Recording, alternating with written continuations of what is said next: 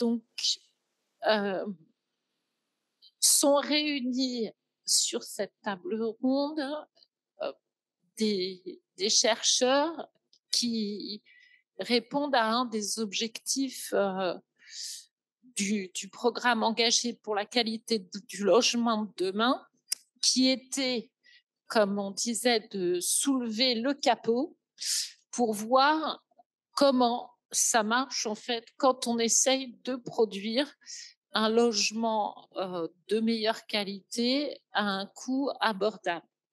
Et donc qui s'intéresse sous différents angles à cette question de la mécanique en fait de production du logement. Donc sont réunis ici, je vais partir du bout, donc Anne Dorazio de la chaire logement, Catherine Sabat qui travaille pour Idéal, Anne Durand qui est un des chercheurs embarqué au sein d'un projet et Lionel Pancrazio aussi embarqué au sein d'un projet.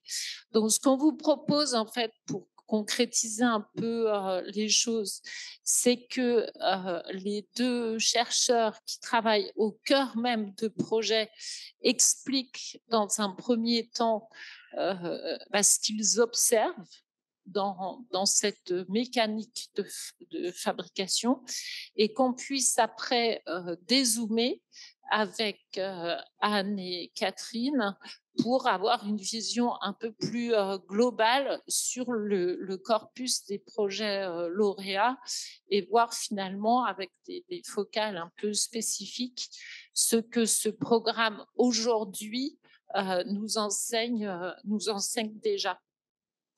Donc, je vais commencer en passant la parole à Anne Durand, donc, qui qui est maîtresse de conférences associée à l'École nationale supérieure d'architecture de Paris-La Villette et qui accompagne deux projets lauréats, celui de Berlétan d'un côté et celui de la Planoise à Besançon.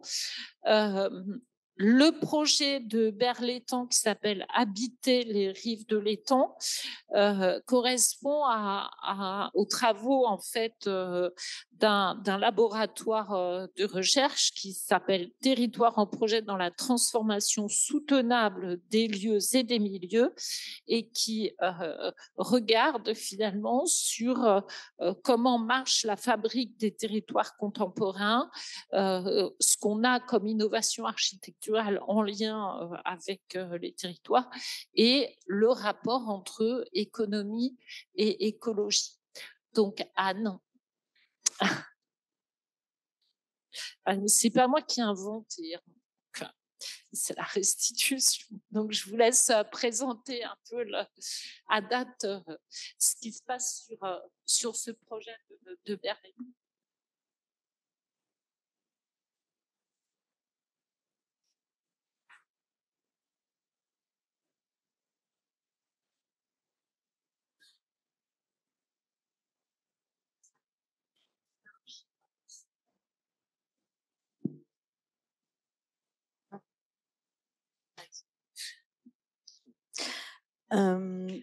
Donc oui, l'idée de cette présentation, c'est à la fois d'avoir un regard sur notre recherche de manière précise et assez globale, enfin pas globale, mais maintenant avec un peu de recul. Donc en effet, on a été retenu sur 3 projets en fait. Il y avait Villeneuve-la-Garenne avec, mais c'est Berlétan qui en effet avance le mieux et le plus. Et nous avons, c'est aussi grâce à des acteurs très investis. Donc, on travaille avec l'aménageur Villenova, groupe CETIC, qui est aménageur promoteur, et Erilia, qui est bailleur. Donc, ils nous ont, je tiens à le dire, financé ce début de recherche. Et donc, nous, comme chercheurs, nous sommes arrivés au moment de la phase concours qui a été lauréat en 2021 et conçu par l'architecte Jérôme Siam et l'architecte Wagon Landscaping. Et donc, ce concours consiste en la construction de 235 logements sur les rives des berres de l'étang de Berre. Et donc, il s'agit de la reconversion d'une friche d'une ancienne base militaire. Je ne sais pas si on a une image ou pas. Donc, un projet mixte avec 650 mètres carrés de commerce, des équipements. Enfin voilà, en grande partie, c'est ça le projet. Et donc, il y a 9 typologies d'habitat avec une majorité de logements sociaux, 130 logements sociaux en location et en accession et 105 en accession libre. Donc, ce projet répond, il n'a pas voulu être labellisé pour peut-être des questions de facilité, être labellisé écoquartier, mais il en respecte quand même beaucoup d'éléments de la charte et il répond aux normes donc, de la réglementation RE 2020. Et la force du projet et la raison certainement pour laquelle il a été lauréat, c'est une forêt connectée de 9000 mètres carrés qui traverse le quartier. Alors connecté, ça signifie quoi? C'est connecté entre deux parcs et qui donc, comme le quartier est un peu excentré du centre-ville, il connecte en fait les jardins et donc permet de relier le centre-ville en prenant les bords de l'étang. Donc, en fait, on est arrivé sur ce projet parce qu'on voulait, en effet, on s'intéressait à la relation entre économie et écologie. Qu'est-ce que ça signifie dans les projets? Et, donc, cet aménageur promoteur avec le bailleur ont été très ouverts et très se sont dit, ben, OK, donc vous voulez travailler sur ce rapport et plus précisément sur le bilan. D'accord, allons-y. Donc ça, c'est important parce que ça veut dire qu'on a une énorme confiance et un travail de transparence entre les chercheurs et les opérationnels. Donc l'enjeu, c'était d'analyser, on est dans l'AMI, engagé par la qualité du logement de demain. Donc vraiment, il y avait 2 enjeux, c'était analyser l'évolution de la qualité du logement dans la chaîne de production du logement, depuis le concours à la fin, quand le projet est sorti, comment la qualité a évolué et qu'est-ce que ça signifie pour chacun. Et le deuxième sujet, c'était interroger le bilan aménageur, qui pour nous était à la fois une pièce maîtresse et une pièce obsolète. Et donc, on se demandait s'il était possible de le transformer en bilan holistique, c'est-à-dire, entre autres, d'intégrer la qualité dans le bilan. Donc, l'enjeu premier de cette recherche, vous l'aurez compris, c'est que dans le fond, c'est réinterroger nos pratiques et voir si on est capable de proposer d'autres modèles. Donc, même si pour nous, architectes, urbanistes, le projet est avant tout contextuel, spatial, enfin ça c'est vraiment important, et politique, eh bien, en amont, il y a cette pièce, le bilan, qui quand même est une pièce qui indique si le projet est faisable ou pas. Donc, on s'est dit que c'était peut-être vraiment intéressant de partir de cet élément. Donc, la démarche, c'est qu'on a réalisé une revue de littérature à la fois sur la qualité, depuis les règles du hygiéniste jusqu'aux rapports qui nous réunissent quand même aujourd'hui aussi, qui sont le rapport Girometti-Leclerc, le rapport Idéal et aussi le rapport Lebas. Et aussi, enfin, ça reprend, mais le Vademecum qui était porté par l'Union régionale des CAE. Donc voilà, on a pris donc toute cette revue de littérature pour analyser la qualité du logement et son évolution. Et aussi, on a réalisé une revue de littérature sur les bilans. Donc autant la ville financiarisée que des économistes que je dirais un peu alternatifs qui se détachent de l'économie dominante. Et enfin, évidemment, de nombreux entretiens avec les aménageurs et des acteurs importants du logement. Donc, si l'aménageur, aujourd'hui, est l'opérateur de la transition écologique au service des élus locaux, c'est Isabelle Barraud-Serfati, experte en économie urbaine, qui le dit, alors, eh bien, il doit montrer l'exemple. Donc, cette pièce, le bilan.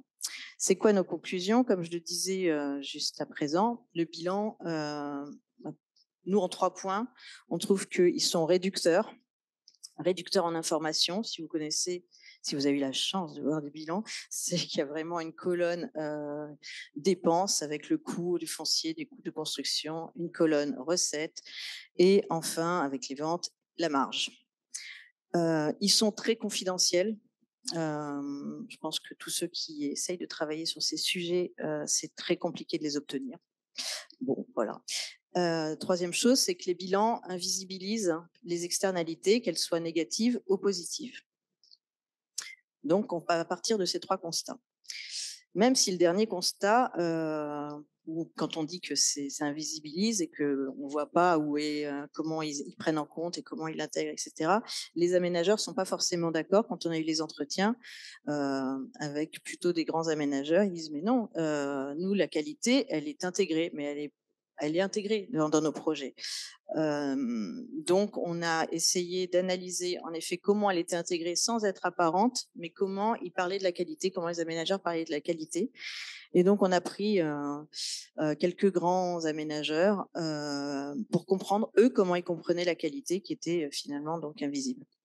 Et ce qu'on en a conclu, c'est que pour la majorité, finalement, s'il y a les 2 indicateurs les plus mobilisés, ce sont dans cette qualité dont il parle, c'est les matériaux biosourcés et le bilan carbone. Et après, les autres, c'est l'économie circulaire, la biodiversité, la mobilité, et arrive vraiment en dernier élément, en dernière externalité, c'est l'artificialisation des sols et vraiment à la fin la santé. C'est-à-dire que pour eux, c'est pas un paramètre, même s'il est invisible, qu'ils intègrent vraiment dans leur bilan. Donc, face à ça, on est dans un peu dans une recherche-action. Donc, l'aménageur qui finance aussi cette recherche est intéressé de savoir, bon, et maintenant, face à tout ça, c'est quoi vos conclusions et qu'est-ce que vous nous proposez pour la suite pour qu'on le mette. L'idée, c'est pas de le mettre, d'inventer une méthode pour ce projet parce qu'il est déjà enclenché, qu'on en est à la phase permis, mais plutôt si on a des premières conclusions, de voir ensemble. Donc, on en est à cette étape-là, de voir ensemble comment il va l'intégrer plus tard dans des prochaines opérations. Donc là, on est dans un moment un peu charnière et en même temps, on pose encore des hypothèses. C'est-à-dire que voilà, je vous les propose. Donc les propositions, donc on a défini 3 objectifs. Du coup, face à ces constats, on définit les objectifs pour développer des bilans holistiques. Donc, le premier, c'est de rendre visible la qualité, puisqu'on s'est constaté qu'elle est invisible, et donc prendre en compte les critères du logement qu'on a pu constater dans les différents rapports et de voir comment ils pouvaient être intégrés. C'est-à-dire que ce soit la surface minimale par typologie, où on sait tous que voilà, les typologies des logements, les surfaces diminuent. Donc bon, comment on intègre ces critères, enfin que ce soit la surface, je ne sais pas, la double orientation, ces éléments, comment on intègre, on la rend plus visible dans le bilan. On pourrait dire aussi, je pourrais dire, parce qu'au départ c'était aussi une question en tant qu'architecte, que la qualité dans cette ligne honoraires et études, eh bien, est-ce qu'elle peut pas être non plus valorisée face à la ligne commercialisation? Ça, c'est une manière encore plus simple d'intégrer la qualité architecturale, c'est qu'elle soit mieux rémunérée par les aménageurs et promoteurs. On pourra revenir sur ce que ça implique. La deuxième chose, c'est ne plus réfléchir au bilan, le bilan à la parcelle et ni le logement avec ses 4 murs, mais vraiment prendre en compte le contexte urbain et l'impact du projet sur l'environnement. Comment? On va voir. Troisièmement, c'est intégrer donc les valeurs du capital naturel et les services rendus et les services écosystémiques rendus par les sols. Comment on le rend plus visible dans un bilan? Donc les pistes et je dirais donc ça veut dire vraiment réfléchir à des nouveaux systèmes de valeurs en fait. On se rend compte de cette donnée qu'on n'avait pas forcément bien identifiée au départ. Et c'est aussi le fait, on se rend compte que ce sujet des bilans et de cette manière de réfléchir autrement, mêler mieux économie et écologie, c'est un sujet vraiment d'actualité d'actualité aussi vraiment dans la recherche, c'est-à-dire qu'on a pu rencontrer de nombreux groupes de recherche qui travaillent sur ces sujets, mais qui n'ont pas forcément la valeur spatiale. Et donc c'est aussi pour ça qu'on les intéresse, parce que quand on rencontre la chaire de la comptabilité écologique qui ont un modèle, qui réfléchissent à un nouvel modèle, le modèle CARE pour compter autrement. Pour eux, la valeur spatiale n'est pas encore présente. Ou alors, on a la transition foncière. Eux, ils sont dans d'autres, ils travaillent aussi sur ce sujet. Et on pourra en discuter après. Mais il y a toujours la qualité, voilà, la valeur spatiale n'est pas là. Et donc, les pistes, si je devais en donner trois enfin, quelques-unes, et on pourra passer, voilà, au débat et aux questions. Mais c'est donc les pistes par rapport à cette donnée de comment la valeur du capital naturel à prendre en compte. Certains s'interrogent sur, enfin, je vais parler de manière générale, c'est pas que nos idées, c'est des idées qu'on réfléchit à plusieurs, évidemment avec l'équipe de recherche, mais aussi avec tous ces groupes de recherche. Donc, c'est caractériser l'état initial du site. C'est-à-dire que si le sol est peu qualitatif et pollué, eh bien le prix est dévalué. On pourrait se dire, mais évidemment, aujourd'hui c'est comme ça, mais c'est pas systématique et c'est vraiment si le sol est très pollué qu'on le prix est dévalué. Mais c'est pas le diagnostic du sol n'est pas forcément si pris en compte. Donc, ça veut dire qu'on définit un peu une dette écologique de l'état initial. Ensuite, c'est peut-être se dire, en parlant avec plusieurs opérateurs, ils se disent, bon, l'idée, c'est de rendre désirable finalement toute cette transformation et de donner envie aussi aux promoteurs, aux aménageurs d'y aller. Donc peut-être il faut penser à créer des lignes de recettes, rendre désirable la transformation du foncier. Donc comment? Donc après, c'est la question, mon aménageur, etc. C'est qui paye?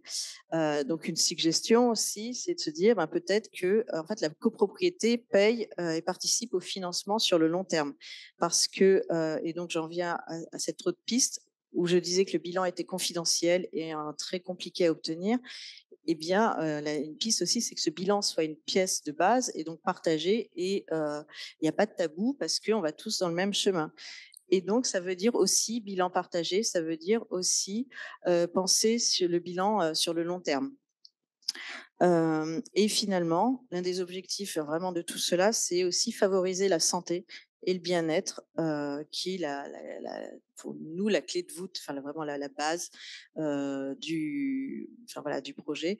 Et, et je vais pas vraiment conclure, mais sur cette question de santé, en fait là, on a fini un morceau de rapport, enfin un premier rapport, pardon, au bout d'un an, avec fortement mené par Elissa Al-Saad, qui était chercheur sur le projet.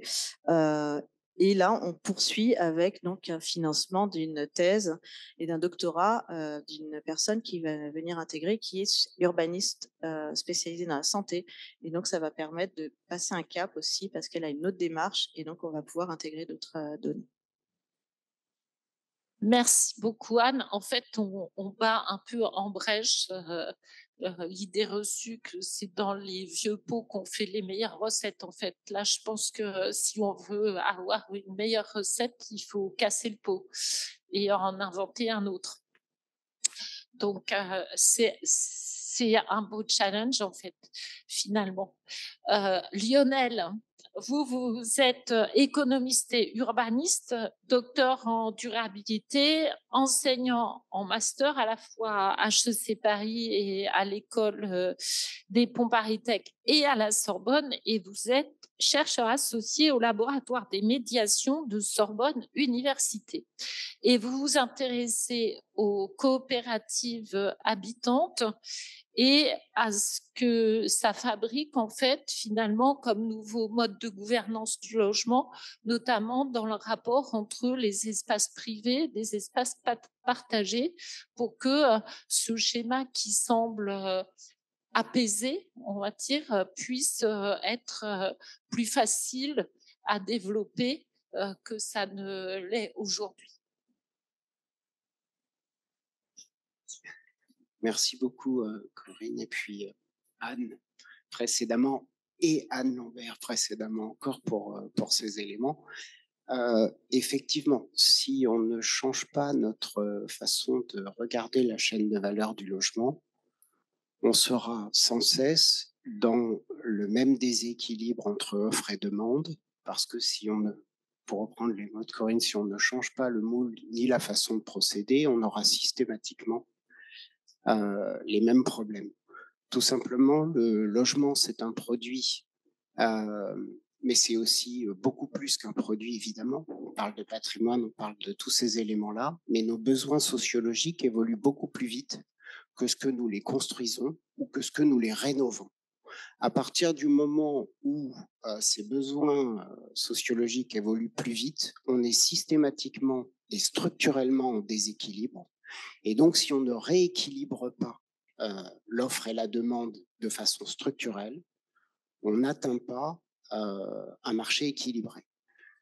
L'exemple des coopératives, et notamment de Coop Étoile, dont je suis chercheur associé, qui est issu essentiellement de travaux menés en Suisse, mais aussi en Allemagne et dans tous les pays du monde, il montre simplement que si on inverse la chaîne de valeur et si on dialogue d'abord avec les habitants, on met 2 ans pour travailler avec les habitants et au bout de 2 ans, on a une programmation qui est très différente de ce que l'on arrive à faire si l'habitant arrive, comme c'est très souvent le cas, une fois que le logement est construit et où on lui dit si tu as un enfant, c'est très bien, tu auras une chambre.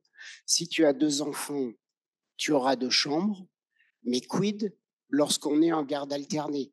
Quid lorsqu'on est au début de sa carrière et qu'on n'a pas envie d'être tout seul dans son logement? On ne répond pas à ces sujets. Et quand on fait ce travail amont de dialogue avec les habitants, là où dans le logement habituellement on a 5 typologies, on a assez vite 35 typologies. Et ces 35 typologies, elles répondent à des modes de vie différents et à des aspirations différentes. Et à ce moment-là, on peut questionner la sphère de l'individuel et la sphère du collectif. Et faisant ce travail-là, évidemment, au plus près des habitants, on va questionner les mutabilités, les transformations d'usage, autre chose que du logement, parce qu'aujourd'hui, on veut bien sûr travailler sur là où on habite également. On veut aussi pouvoir commercer.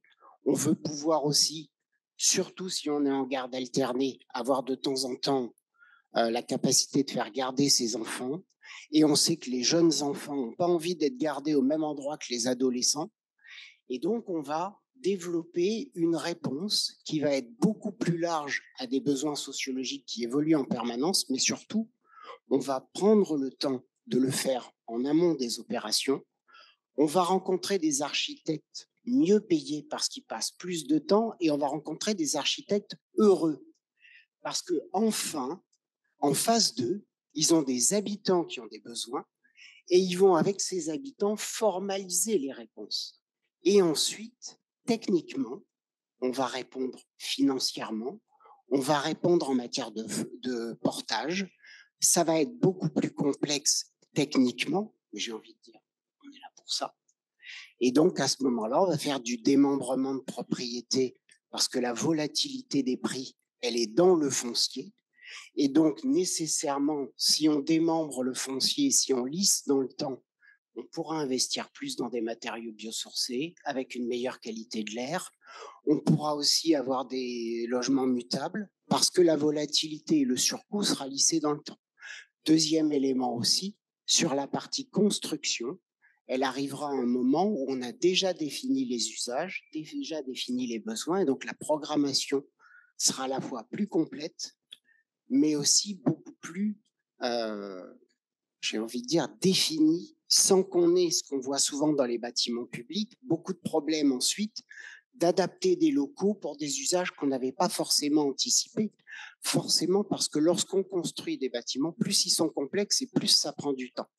Et donc, vous avez tous en tête la maison de la radio, par exemple, qui avait été faite pour une organisation. Le temps que la maison de la radio soit construite, l'organisation avait changé. Donc, il fallait à nouveau remodifier. Pour éviter ces éléments-là, cette logique d'investir le temps en amont doit être mise. Elle est montrée par les coopératives et les exemples sont réels. Et Coop Étoile, qui est dans le Grand Genève, a été un formidable bassin pour l'expérimenter avec la Fédération française des coopératives d'habitants, donc avec Abicop et Christiane Châteauvieux qui est dans la salle. Et donc, à partir de ce moment-là, on a une vraie solution pour faire autrement. Il faut que financièrement, ça puisse se mettre en place, sachant que je vous donne 2 chiffres. Aujourd'hui, que l'on soit dans le logement social ou que l'on soit dans le logement privé, 30%, un tiers des personnes qui habitent dans le logement ont une volonté de mobilité liée au logement lui-même. Ça veut dire que, évidemment, quand on est associé à tout le processus de conception de son logement, on est beaucoup plus satisfait et potentiellement les évolutions, on les subit moins que lorsqu'on arrive dans le logement et quelque part on le découvre un peu. Mais si on n'y prend pas garde avec nos modèles actuels économiques qu'il faut absolument transformer en lissant la spéculation, voire en l'évitant, et des montages là aussi sont possibles, c'est que les aspirations de 30% des personnes du parc privé, c'est de changer pour un logement plus petit parce que moins cher. Or, quand on regarde dans le logement social, un des éléments de satisfaction, parce qu'on a des prix qui sont figés, c'est justement d'avoir de la surface et de l'espace. Donc, si on ne modifie pas notre façon de faire, notre chaîne de valeur, on va fabriquer encore plus de mécontentement. Et le point vraiment central sur lequel on a un problème, évidemment, c'est qu'aujourd'hui, dans la chaîne de valeur, tout le processus amont de dialogue habitants, architectes, bureaux d'études, quartiers, voisins, futurs commerçants et autres, alors qu'il faut faire des bureaux, du commerce et autres, il n'est absolument pas financé ni finançable en l'état. Donc tout ce temps-là, mis à part sur un projet comme celui-ci, expérimental, avec 45 personnes, dont des bénévoles, qui ont travaillé sur ce post-doctorat que j'ai eu la chance de réaliser, il ne pourrait pas exister dans des conditions normales, alors qu'on se rend compte que c'est probablement la réponse pour phaser enfin un marché structurellement déréglé entre offre et demande si on ne fait pas ce matching entre des vrais gens et des vraies personnes et des vraies structures. Voilà. Je peux vous partager. Merci beaucoup. Donc, on voit finalement qu'on a un modèle assez fermé qui est établi sur une temporalité par rapport au projet qui est très limitée, puisqu'il va partir d'un moment où finalement le programme est déjà à peu près connu, le foncier est connu, et qu'on calcule sa rentabilité, entre guillemets, au moment où on le livre à ses usagers.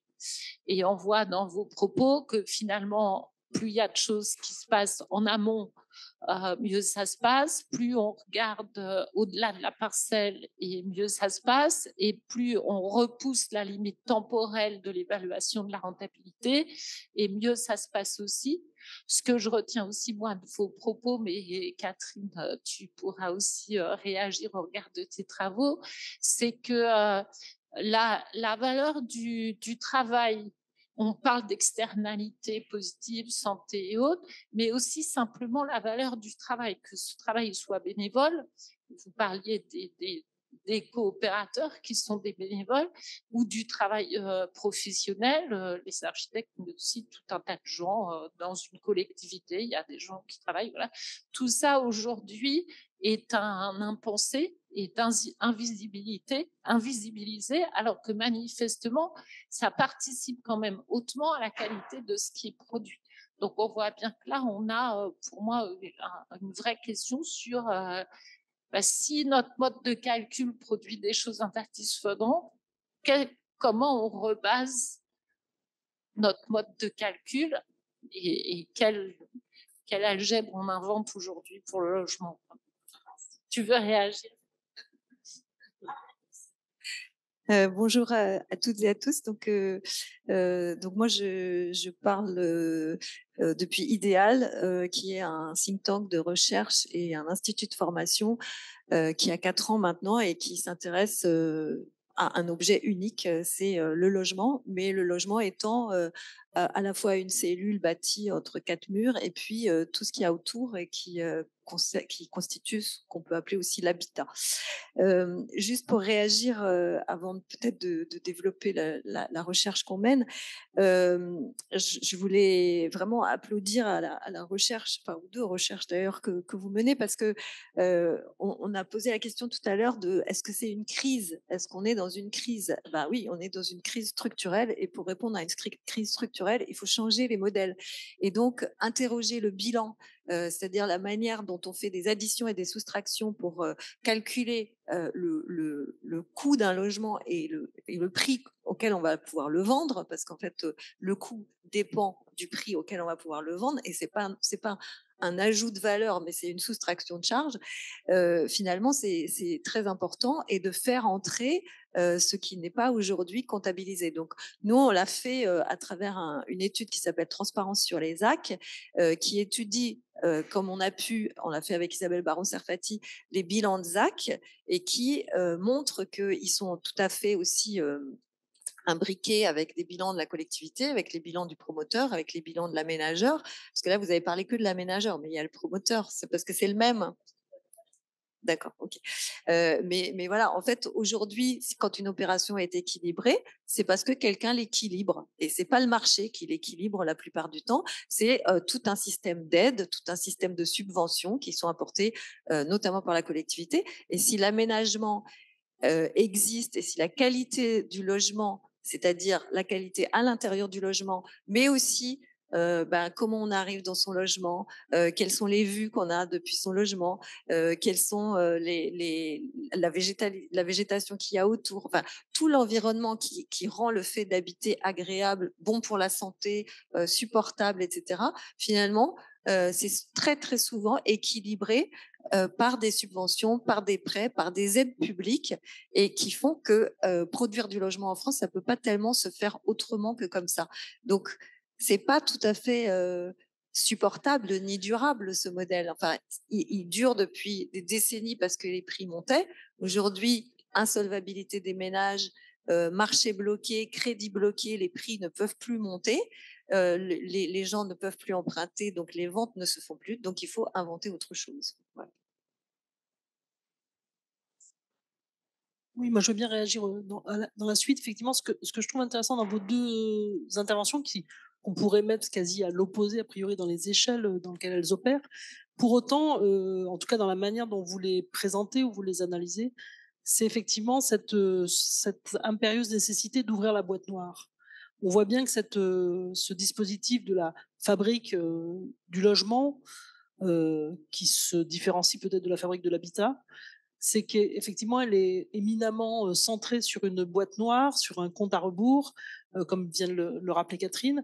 Et, et dans l'une et l'autre de vos démarches, que ce soit une démarche portée là par un travail avec un aménageur, avec un opérateur qui saisit ce dispositif finalement de recherche embarquée pour re-questionner son modèle de production, peut-être vraisemblablement parce qu'il arrive lui-même à une forme d'impasse du modèle actuel. Je pense que quelque part, en mode conventionnel, quand on en est à bifurquer, c'est quelque part que l'impasse est profonde. Ou alors dans l'autre cas sur Cop Étoile où là effectivement on est sur une mobilisation des habitants par un dispositif qui par essence se veut en dehors des principes du produit marché, du produit spéculatif.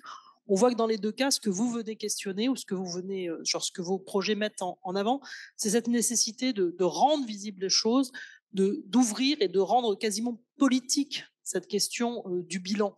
C'est Isabelle Baron-Serfati qui le disait aussi dans un de ses articles, c'est-à-dire cette nécessité genre, il y a alors Anne Lambert l'a dit tout à l'heure sur l'idée que, et c'est un discours qui est communément aussi proposé, qui est cette idée que quelque part le logement ne serait plus une affaire publique et serait encore plus une affaire de marché. Bon, Catherine nous montrera peut-être tout à l'heure qu'en réalité, peut-être que la production du logement n'a jamais été aussi près des comptes de l'État et qu'en réalité, sans l'ensemble des dispositifs de mobilisation de la fiscalité publique, en réalité, on ne produit pas de logement en France aujourd'hui. Et on voit bien que, du coup, cette ce cadrage-là rend, pour moi, il y a une obligation publique de mettre ces comptes sur la table parce que les choix qui sont opérés sont des choix, je dirais, importants et sérieux. Et donc, que ce soit dans la recherche qui est faite à Berlétan sur ce projet d'un bilan holistique qui viendrait dépasser simplement les qualités quelque part techniques ou mesurables du matériau, du bilan carbone, ou que ce soit à COP Étoile où la question permet de venir repenser la question des économies du logement. Je trouvais tout à fait intéressant que vous nous rappeliez qu'aujourd'hui, dans l'équation des ménages face au logement public, au logement privé, pardon, c'est que les ménages aujourd'hui ont potentiellement un souhait d'acheter petit parce que peu cher. Donc on voit bien que l'équation aujourd'hui, et pour le coup là ça renvoie à ce que nous disait Anne Lambert tout à l'heure, c'est-à-dire que ce qui donne aujourd'hui la marge de manœuvre du ménage, c'est genre du choix du logement et peut-être de l'attention qu'on y porte, c'est en réalité la capacité des ménages à financer le bien. Alors on reviendra peut-être plus tard sur les choix entre la question du modèle propriétaire et d'autres modèles, puisque la coopérative d'habitants, entre autres, propose un autre modèle que le modèle propriétaire tel qu'il est instauré en France maintenant, comme un modèle, comme un horizon. Anne Lambert a écrit un ouvrage qui a rappelé, dans un de ses ouvrages, a rappelé ce slogan d'une France de propriétaires, qui est a priori repris dans un discours d'un président de la République qu'on ne citera plus. Mais on voit bien que cet horizon du modèle propriétaire, quelque part, il fabrique certes la garantie patrimoniale, mais en même temps, il rend mécaniquement impossible quasiment les autres pistes aujourd'hui. Et moi, ce que je trouve stimulant dans vos deux recherches, c'est quelque part, elles remettent sur le métier cet ouvrage de la question d'ouvrir la boîte noire de la fabrique. Merci beaucoup, Anne. Enfin, là, un des objectifs, effectivement, du programme, c'était bien d'ouvrir la boîte noire.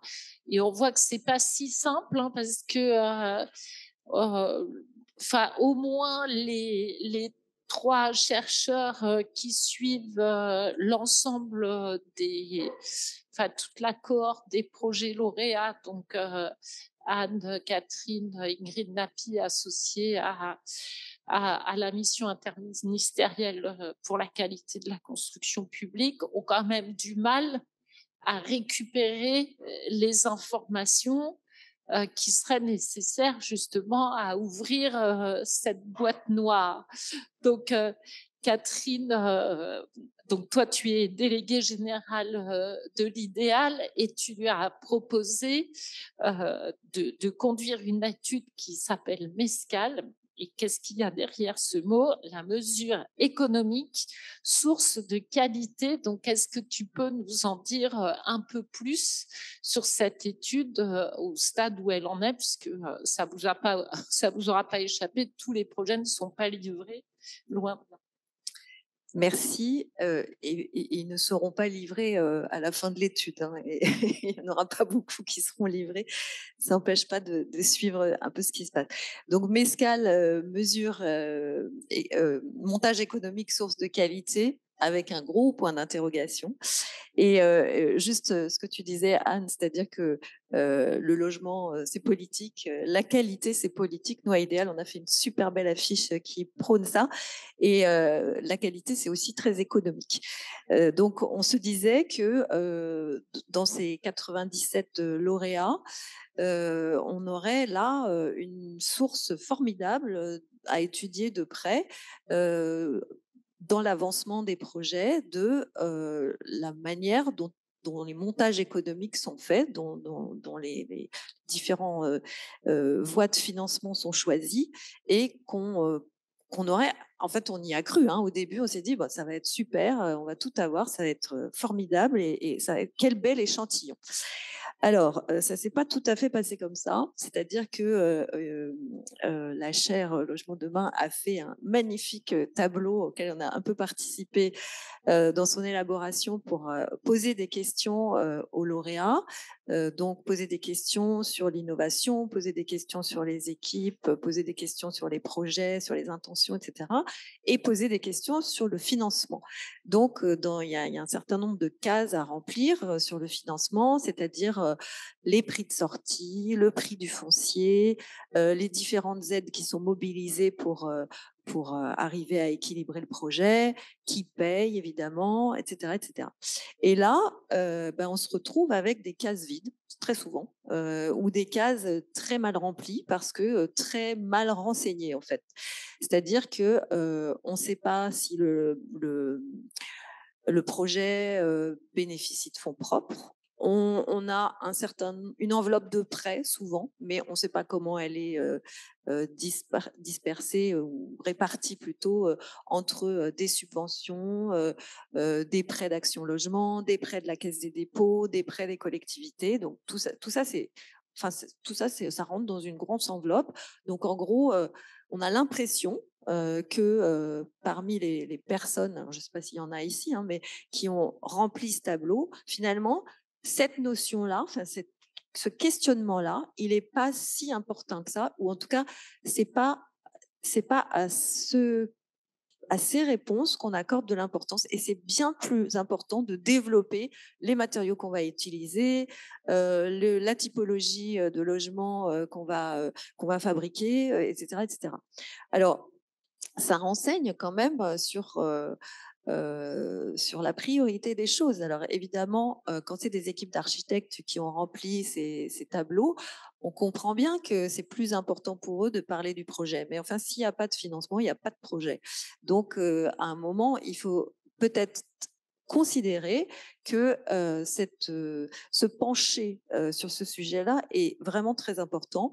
Et ce qu'on espérait aussi, c'était de voir que le financement pouvait être une source de qualité. Alors, on va revenir peut-être là-dessus, mais il faut mesurer la qualité, qu'est-ce que c'est que la qualité, etc. Mais en tout cas, on se disait, peut-être qu'il va y avoir des innovations économiques, des manières de financer, de mobiliser des fonds, de mobiliser de l'argent, de le mettre à certains endroits et pas à d'autres, de le mettre à certains moments et pas à d'autres, pour améliorer l'innovation, améliorer la qualité. Et en fait, on s'aperçoit que dans la plupart des cas, non. Alors, évidemment, il y a eu le projet ce matin qui a été présenté, Toit temporaire urbain. On voit bien là qu'il y a une ingénierie incroyable qui est développée, un nombre de partenaires très important, une réflexion sur le long terme, une réflexion sur la mise en œuvre, etc. Mais c'est un énorme projet. Donc celui-là, il va être réplicable probablement, il va servir à fabriquer du logement dans plusieurs sites, etc. Mais il n'y en a pas beaucoup comme ça. Et notre idée de regarder les montages, c'était aussi de se demander si ces inventions, si invention il y avait, pouvaient être reproductibles d'un territoire à un autre. Et ça, pareil, on a du mal à trouver des réponses satisfaisantes. Alors, quand on regarde ce qui a été inventé en termes économiques dans le logement au cours des dernières années. Alors, vous parliez de démembrement. Le démembrement, c'est pas nouveau, mais le BRS, ça l'est un peu plus. Mais le BRS, donc le bail réel solidaire, qui consiste à séparer le foncier du bâti et à donner accès à un logement 30, 40, parfois 50% moins cher à des ménages parce qu'ils ne possèdent pas le foncier, ça a mis 10 ans à se mettre en œuvre. C'est-à-dire aujourd'hui, il y a des OFS, les organismes fonciers solidaires qui mettent ça en œuvre, qui se développent, il y en a pas mal, etc. Mais il y a moins de 1000 logements pour l'instant qui sont produits comme ça en France et c'est quelque chose qui a mis 10 ans à se faire. Donc, il y a des processus de démembrement, d'accession progressive à la propriété, etc., qu'on ne voit pas d'ailleurs dans ces projets-là, qui existent dans le panorama de l'économie du logement, mais qui ne sont pas dans ces projets. Voilà, donc pour ça, on était un peu déçus. Et je voudrais juste souligner l'importance en fait de savoir ce que représentent ces montages, parce que quand on parle de montage, de quoi on parle? Eh ben, on dit avec qui on travaille. Est-ce que c'est des bailleurs sociaux? Est-ce que c'est des promoteurs? Est-ce que c'est des collectivités? Avec quels moyens? Donc, je disais des fonds propres, des subventions, des prêts à quel terme? C'est des prêts courts, des prêts longs, etc. Et pour faire quoi? Parce qu'en fait, en France, en fonction de la manière dont le logement est financé, alors ça doit être un peu comme ça dans les autres pays, mais en France, c'est vraiment très, très organisé comme ça. En fonction de la manière dont le logement est financé, eh bien, tel ménage pourra y avoir accès. Il pourra être développé dans tel ou tel territoire selon les zonages. Les ménages, c'est les plafonds de ressources. C'est est-ce que c'est du logement social? Est-ce que c'est du PLAI? Est-ce que c'est du PLUS? Est-ce que c'est du PLS? Et en fonction de ça, ce seront pas les mêmes logements, ce seront pas les mêmes habitants dedans. Donc, il y a quand même dans l'idée de connaître l'environnement économique du logement, une, un, quelque chose de très important dans le résultat qu'on va avoir aussi, dans la typologie qu'on va fabriquer, dans les espaces qui vont être fabriqués et dans tout l'environnement aussi de l'aménagement dont je parlais tout à l'heure. Voilà, donc aujourd'hui, on va regarder les projets qui ont été livrés, enfin on les regarde, et ce que je voulais ajouter aussi, que c'est quand même le pire moment en ce moment pour parler des montages économiques, parce que entre le moment où les projets ont été lauréats et maintenant, il y a beaucoup de choses qui ont changé parce que les coûts de construction ont augmenté, parfois les fonciers ont augmenté, le coût de l'énergie a changé, etc. Donc, la plupart des projets se trouvent de plus en plus contraints dans leur financement. On pourrait se dire aussi, finalement, la crise, surtout quand elle est structurelle, c'est aussi le meilleur moment pour réfléchir et pour se dire, bah, tiens, on va inventer d'autres trucs. Mais ce dont on s'aperçoit, c'est que c'est vraiment très compliqué d'inventer des idées neuves et que finalement, tous les opérateurs, que ce soit les promoteurs, enfin, la maîtrise d'ouvrage ou la maîtrise d'œuvre, maîtrise d'ouvrage sociale ou privée, bah, ils se retrouvent contraints et en difficulté pour sortir des projets. Donc, pas forcément très apte à réfléchir à ce moment-là, parce que un peu dans l'urgence.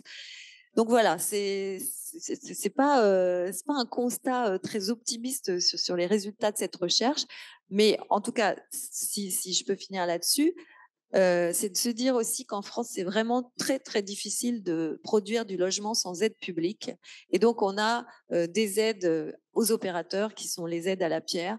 On a des aides aux acquéreurs ou aux locataires qui sont les APL, qui sont le PTZ, qui sont tout un tas de prêts mis en place aussi par Action Logement. Du logement social qui est quand même très soutenu.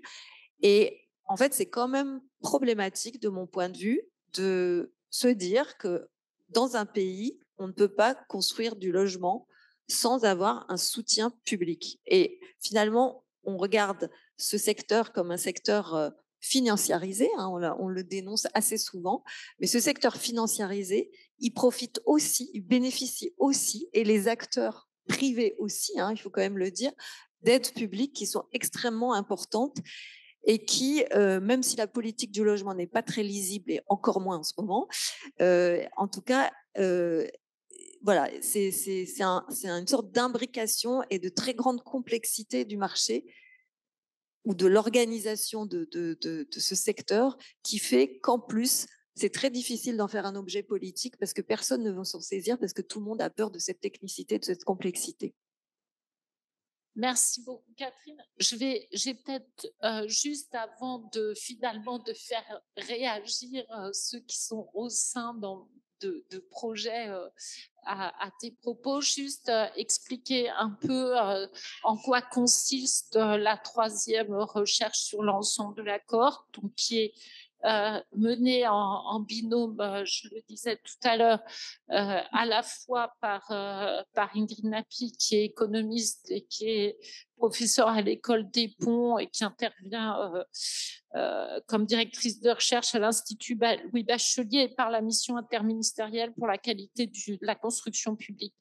L'objet de leurs travaux, c'est de regarder à partir d'un échantillon d'à peu près 25 projets lauréats, soit en maîtrise d'ouvrage privé, soit en maîtrise d'ouvrage public.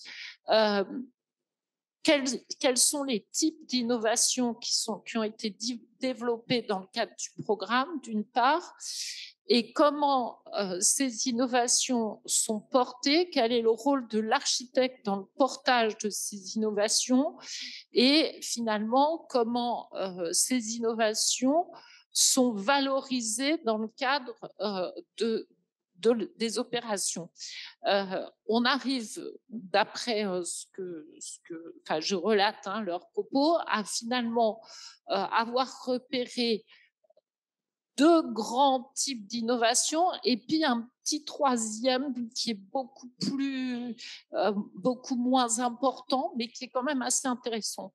Un premier lot d'innovation qui est sur toute la phase amont, avant que l'opération finalement commence à démarrer avec tout le cadre qu'on vient d'exposer. Donc, avec finalement comment on accompagne soit les maîtrises d'ouvrage, soit les futurs habitants dans la définition du projet. Et donc, finalement, là, il y a toute une partie des innovations portées par les architectes qui se situent à ces endroits-là. Un autre partie qui est dans le projet lui-même, donc dans le schéma plus classique des opérations, des innovations qui peuvent porter sur un système constructif, sur de la spatialité, sur de la manière de rendre les logements plus modulables pour répondre. Moi, j'ai en tête une ancienne étude qui disait une personne, 15 logements dans une vie. Si on colle vraiment aux besoins, finalement, peut-être que si on pouvait en avoir besoin que de 3 ou 4, ça serait quand même une vraie source de confort pour les ménages. Donc, il y a un deuxième groupe d'architectes qui portent ces innovations-là. Et puis, on en a quelques-uns où finalement, on a des architectes qui conçoivent une sorte de système et à la fois dans l'objet du projet, sa manière d'être construite, et qui vont chercher après des opérateurs, des terrains pour développer ces projets. Donc, c'est quelques-uns, mais c'est assez intéressant aussi parce que c'est une nouvelle forme finalement de conception de ce métier qui n'a plus vraiment besoin qui a eu l'idée, qui n'a pas forcément de lien avec un commanditaire, pas forcément de terrain non plus, souvent une association avec une entreprise quand même dans le renouvellement des techniques constructives qui produisent un modèle et qui après vont chercher à le développer. Donc les deux, donc d'un côté l'AMIC et de l'autre côté INCRINAPI, conduisent des entretiens pour l'un avec les architectes, pour l'autre avec les maîtres d'ouvrage publics, pour voir finalement comment est portée l'innovation et comment est partagé le risque de l'innovation, puisque qui dit innovation dit risque. Et effectivement, on voit très bien dans quand même la majorité des programmes que les architectes apportent l'innovation, mais que pour beaucoup, ils en assument le risque et que c'est finalement assez valorisant de s'engager dans un programme innovant à la fois pour le maître d'ouvrage, pour les acteurs. Enfin, c'est assez valorisant, mais que de là à partager, à se dire, ben oui, si on innove, peut-être que collectivement, on va prendre un risque et peut-être que collectivement, on va le partager. Là, c'est quand même manifestement un petit peu plus délicat, ce qui veut dire que c'est un peu comme le modèle économique que vous évoquiez tous. On a du mal à sortir de schéma type à partir du moment où sortir du cadre, c'est prendre un risque. Si personne veut assumer le risque, on risque pas de sortir du cadre. Donc, la restitution des travaux se fera quand les vrais gens qui portent ces travaux-là seront là, mais en tout cas, c'est en gros ce qu'ils ont analysé. Donc, Anne-Lionel, comment vous réagissez-vous aux propos de Catherine? Non, je voulais... Ça marche? Oui. Non, je voulais rebondir sur la phrase de Catherine qui dit que la qualité peut être économique. Et c'est vrai que pour nous, ça a été aussi c'est un paramètre. C'est-à-dire que c'est Éloi Laurent qui est économiste et qui se dit que le PIB, comme Dominique Méda, enfin c'est des économistes qu'on a mobilisés et qui voilà disent le PIB était qu'elle a un indicateur dépassé et qui dit que la qualité en fait elle a été enfin les politiques environnementales ont créé finalement des économies alors que les politiques d'austérité ont créé des inégalités. Donc je trouve que c'est aussi un élément à mettre en avant pour ces fameux opérateurs et dont on est tous pour modifier le modèle. Et bien, enfin, oui et non. C'est-à-dire que moi, en tout cas, l'aménageur avec promoteur avec qui on travaille, quand on lui a exposé notre travail, enfin nos conclusions, et a fait OK, bon, qui paye, etc. Mais OK, j'ai compris. Il faut que je sois désormais plus sobre et que la question de marge, enfin, il faut qu'on soit tous plus sobres et qu'on voit comment avec les habitants on arrive à faire autrement et que la marge, bon, bah, faut peut-être que je la baisse. Donc, il a quand même, bon, je sais pas mais je me dis qu'on est optimiste, qu'on est un peu dans une nouvelle dynamique. Et je me disais aussi, en allant plus loin, mais j'ai pas exposé cette idée, mais qu'en allant vraiment plus loin, et que si on poursuit, et qu'on se dit que le capitalisme vert, on n'y croit pas et que ça n'existe pas, qu'on est dans une logique de bien commun, je me dis vraiment, si on allait jusqu'au bout, c'est un peu la loi Jeanne enfin la démarche Jeanne qui nous y conduit, mais que moins on construit, moins on pollue. Et du coup, plus on crée des niches de biodiversité, et en fait, ce serait l'idée que moins on construit, plus on gagne d'argent. Et ça, ce serait le modèle. Enfin, je veux dire, une piste. C'est pas moins on construit, mais en tous les cas, moins on est sur le sol. Comment on arrive comment on s'oriente vers dans cette direction? Je vais repartir du projet pour arriver à quelque chose de plus général. Donc, sur COP Étoile, le fait de financer sur du long terme le foncier, ça permet d'éviter la volatilité. Le fait que la coopérative soit propriétaire et que les occupants soient eux uniquement porteurs de parts et locataires, ça crée une vie dans l'immeuble qui est celle d'un locataire en termes de coût, puisqu'il amortit pas, et celle du propriétaire en termes d'affectio à son objet, donc de prendre soin d'eux. Donc on est 30 à 40% moins cher que le marché. Et une fois que l'opération est financée, elle peut être encore moins chère ou aider à la production d'autres choses. Ça, c'est sur le point de vue particulier. Le dialogue avec ses futurs voisins, quand on est futur habitant, il est essentiel. Les services que l'on met en place, il est essentiel. L'entretien, il est essentiel. L'entrée et les sorties, ils sont essentiels parce qu'on veut vivre, on veut quelque chose qui bouge.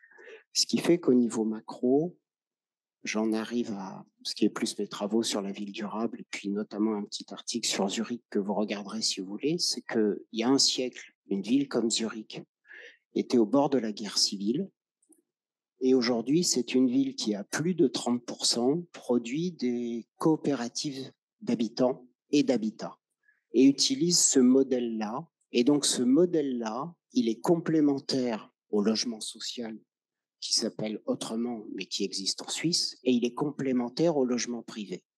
Et en fait, le travail social qui est fait en amont sur la conception, il est confié à des coopératives d'habitants qui vont concevoir le quartier, qui vont concevoir les opérations d'aménagement, et ensuite on va mettre du logement privé, et ensuite on va mettre du logement d'utilité publique, qui est l'équivalent de notre logement social. Le dialogue social en amont, il est aussi long que pour déposer un permis de construire. Est-ce que c'est anormal? Je ne crois pas finalement. On a donc un sujet à résoudre, à mon sens, qui est celui-ci, comment on organise ce dialogue. Et évidemment, il y a un acteur qui est majeur dans tout ça, c'est la ville. C'est évidemment au travers du dialogue avec les porteurs du projet de la ville que l'on arrive à s'inscrire dans des petits, des grandes opérations, des mixités, des éléments, parce que à ce moment-là, les planètes s'alignent et ensuite on peut armer les architectes d'un outil qui est prodigieux, qui est celui d'avoir des ressources financières alignées avec des intérêts de long terme. Alors que malheureusement aujourd'hui, pour ceux qui sont dans ce secteur-là, vous le savez bien, souvent en tant qu'architecte, on est dépossédé de l'accès à la structuration au bilan et du coup, on ne peut pas, en tant qu'architecte, arbitrer sur ces sources de financement que l'on affecte. Et redonner ce pouvoir-là à l'architecte, redonner ce pouvoir-là aussi aux villes, aux acteurs de l'urbanisme, c'est un moyen de retrouver dans le temps des systèmes qui équilibrent offre et demande.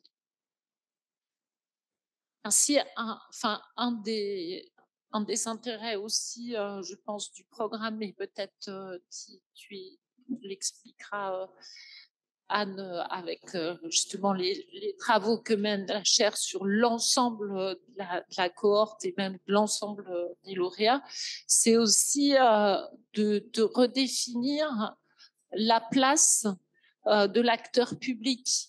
Parce qu'on voit bien même dans les deux exemples que même en logement privé, l'acteur public a un rôle important justement pour prendre en charge en tout cas pour rappeler l'importance des externalités positives ou négatives, parce que lui, en général, il est là avant, donc il connaît les gens avant, il est là pendant, mais il est là après. Et quand il y a des problèmes après, c'est quand même en général, au moins dans les villes moyennes, dans le bureau du maire, que ça atterrit, quoi. Donc c'est vrai que ça nécessite aussi de repenser le rôle de la puissance publique dans l'accompagnement de ces projets avec ingénierie, et c'est aussi ça que montrent les travaux conduits par la MIC, c'est comment on fait quand on est un élu local, quand on a de l'ingénierie ou quand on n'en a pas. Finalement, comment on se débrouille pour arriver justement à tenir ces objectifs d'externalité positive qui sortent du cadre du bilan que vous décriviez tous, quoi. Donc, je trouve que c'est aussi, on voit dans vos interventions qu'il ne faut pas oublier la puissance publique locale. Alors, moi, je voulais juste ajouter un petit mot, parce que tout à l'heure, je me suis aperçue que j'ai pas fini ma phrase ou mon raisonnement quand je disais que finalement et ça rejoint la question sur la puissance publique, quand je disais que c'était difficile de fabriquer du logement sans aide publique. Moi, j'ai rien contre, hein. Moi, je trouve ça très bien. Mais dans ce cas-là, il faut pas qu'il y ait de spéculation. C'est-à-dire, il faut pas que la rente, elle soit accaparée par des opérateurs privés. Et c'est ce qui se passe la plupart du temps. Donc, voilà, c'est tout ce système-là qui est à revoir. Et c'est pour ça que je disais, les acteurs, c'est pas les premiers à accepter de revoir le système, parce que même si certains s'aperçoivent qu'on va tous dans le mur, c'est difficile de se dire, bah oui, il faut que je baisse ma marge, il faut que je sois plus frugale, il faut que je gagne moins d'argent. Et Corinne, tu parlais de recettes tout à l'heure. Voilà, la recette, elle est vraiment au cœur du sujet. Alors, on va écoutez maintenant Anne Dorazio, qui est maîtresse de conférences à l'École nationale supérieure d'architecture de Paris-La Villette et co-directrice de la chaire Le logement de demain.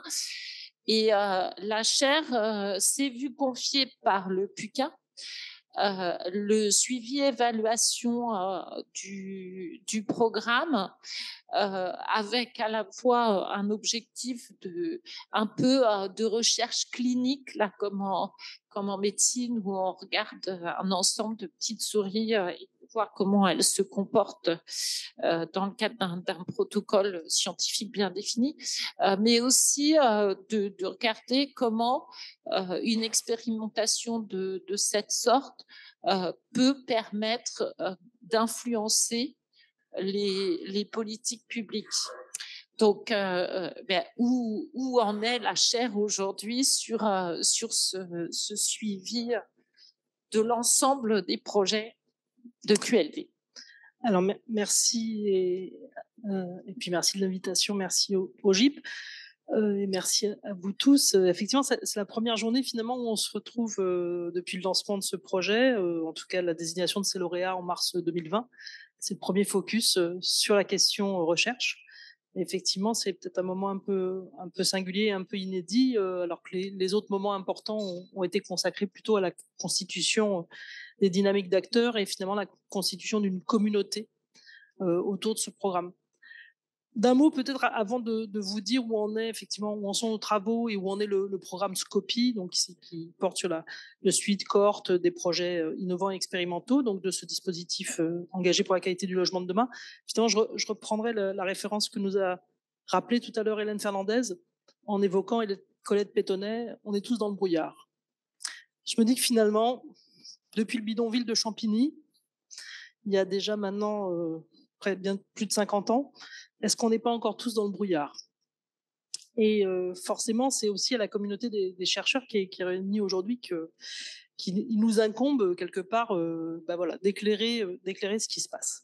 Alors pour ce qui est et peut-être à la différence effectivement de ce qu'on a entendu, à l'exception de ce que nous a dit Catherine tout à l'heure, mais la différence du travail que mène la chaire, donc nous on se détache effectivement des opérations de recherche qui ont été présentées jusqu'alors puisqu'elles sont plutôt des recherches par cas. Et je rappelle, Valérie Vattier l'a dit ce matin, mais je pense que c'est important de le dire, de saluer l'effort de la sous-direction de l'architecture sur le financement de ces opérations de recherche. Mais oui, Frédéric, je fais pas toujours des compliments à l'endroit du SDESRA, donc prenez-le, je vous l'offre. Mais dire quand même aussi, et je pense que ma collègue Anne-Laure Jourdeuil reviendra là-dessus peut-être en propos conclusifs, c'est de rappeler que sur les 97 projets lauréats, dont 20 projets incubés, puisque aujourd'hui on a peu entendu, c'est peut-être la première journée QLD où on entend peu parler de ce cadre des incubés, et c'est intéressant de voir qu'il n'apparaît pas pour l'instant dans le discours des uns et des autres, puisque ce sont des projets parmi d'autres, certes qui bénéficient d'un accompagnement très spécifique et pour le coup d'un engagement financier public très fort, mais de rappeler que sur les 97 projets donc lauréats, on l'a vu ce matin avec le projet présenté par Laetitia Lesage et la maîtrise d'ouvrage du COL, c'est qu'en réalité aujourd'hui seuls 17 projets bénéficient d'un financement au titre du financement des contrats donc passés par Feu, le bureau de la recherche architecturale urbaine et paysagère. Et 3 de mémoire bénéficient de thèse. Je crois que c'est ça, un financement de thèse. Donc en réalité, le gros du programme, du point de vue de la recherche, n'est pas éclairé. Et ça, c'est une chose importante à rappeler. Alors bien évidemment, du coup, nous, notre tâche, ça va être aussi d'aller regarder ce qui est dans le brouillard, typiquement. Alors, par ailleurs, dire aussi que, et je le signale, que quelques maîtres d'ouvrage rares ont pris le risque, et je crois que c'est le cas à Berlétan, entre autres, ont pris le risque de financer cette recherche embarquée. Donc, il y a une intelligence, à mon avis, de ce programme, dans son essence, qui est effectivement, je rappelle que les conditions pour candidater au programme, c'était une alliance assez singulière d'un maître d'ouvrage, d'une collectivité locale, ça c'était les 2 inconditionnels du programme, d'une maîtrise d'ouvrage, d'une maîtrise d'œuvre. Elle était quasiment présente sur les 201 répondants. Elle était présente dans plus de 80% des cas, pas tout le temps, mais très largement. Et puis d'un dispositif de recherche embarquée. Chez les 97 lauréats, cette recherche embarquée, elle est présente au moment de la remise des dossiers, elle est présente dans 96 des 97 projets, donc quasiment dans tous les projets. Mais pour autant, aujourd'hui, cette recherche effectivement embarquée, si elle n'a pas ces voies de financement, eh bien, elle ne peut pas opérer. Ça, c'est un petit rappel, je pense que ça sera redit peut-être tout à l'heure, mais c'est important parce que d'une part, en même temps, ça montre l'ambition de ce beau programme, ça montre aussi l'effort de l'action publique quand elle finance et ce qu'elle permet de faire du coup quand elle le fait, mais ce qui montre aussi en creux que quand ça ne l'est pas, eh bien, on n'a pas ces éléments-là. Alors, la recherche, quel est le travail et quel est le contrat finalement passé entre le PUCA et la chaire Le Logement Demain sur cette opération de suivi de cohorte?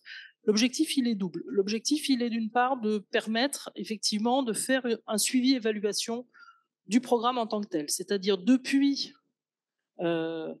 l'annonce ministre du lancement de cette opération, Et en réalité, même en amont, c'est-à-dire que nous remontons à ce qui a été les conditions de ce que nous avons appelé, nous, une tentative réparatrice autour du rapport Lema, hein, de réconcilier finalement dans les moments tendus de ce qu'ont été, je pense que le nombre de fois où les architectes sont sortis dans la rue ces 50 dernières années doit pouvoir se compter sur les doigts d'une main. Et effectivement, la loi Elan a été un de ces moments-là. Donc, il y a cette question-là qui est importante et qui est la manière dont est construit finalement cette convergence assez, là aussi, suffisamment rare pour qu'elle soit aussi soulignée, qui est aussi finalement ce dialogue institutionnel, public, entre le ministère en charge de l'architecture et celui en charge du logement. On verra ce que les prochaines nominations donneront. A priori, on a passé le délai des 10 jours annoncés pour la suite du gouvernement, mais bon, on reste confiant sur le fait qu'il y aura quelqu'un de nommé en responsabilité sur les questions du logement.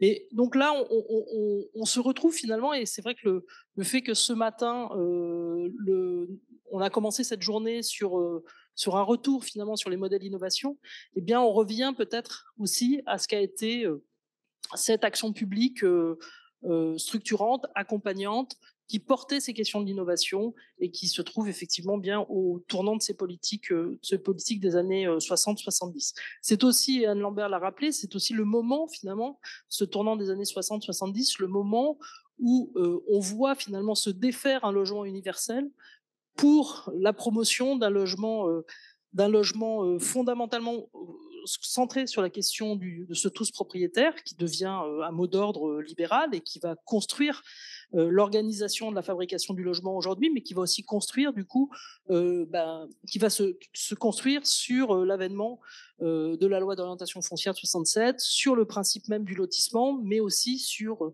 l'accession financière et donc les prêts immobiliers adéquats, et puis aussi sur la création dans la même période, on l'a pas dit encore, mais c'est dans ce même moment que se structure la filière du métier de promoteur. Et donc on est encore totalement en réalité dans cet héritage-là, et d'une certaine manière, on voit bien que les équations qui nous sont parfois difficiles, mais qui nous sont proposées au débat aujourd'hui, sont encore totalement dans cet héritage. Donc la chaire, elle a pour ambition effectivement d'une part de comprendre ce qu'est cette manière de renouveler cette forme de l'innovation et de l'expérimentation dans ce dialogue entre le ministère en charge de l'architecture et celui en charge du logement, d'une part, et donc de comprendre quelle est la portée de ce programme dans son ambition initiale et puis dans son atterrissage arrivé à 2025. Peut-être aussi de permettre l'évaluation de ce programme pour savoir si l'action publique ministérielle va...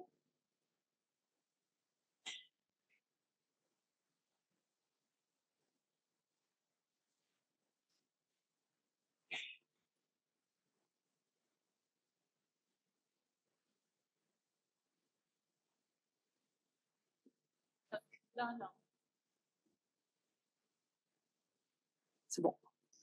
Donc sur une version, genre sur un AMI 2. Donc voilà, la question, l'enjeu, il est aussi celui-ci, hein, de savoir de ce programme qu'est-ce qu'on apprend et qu'est-ce qui va structurer potentiellement une manière de faire finalement de l'action publique.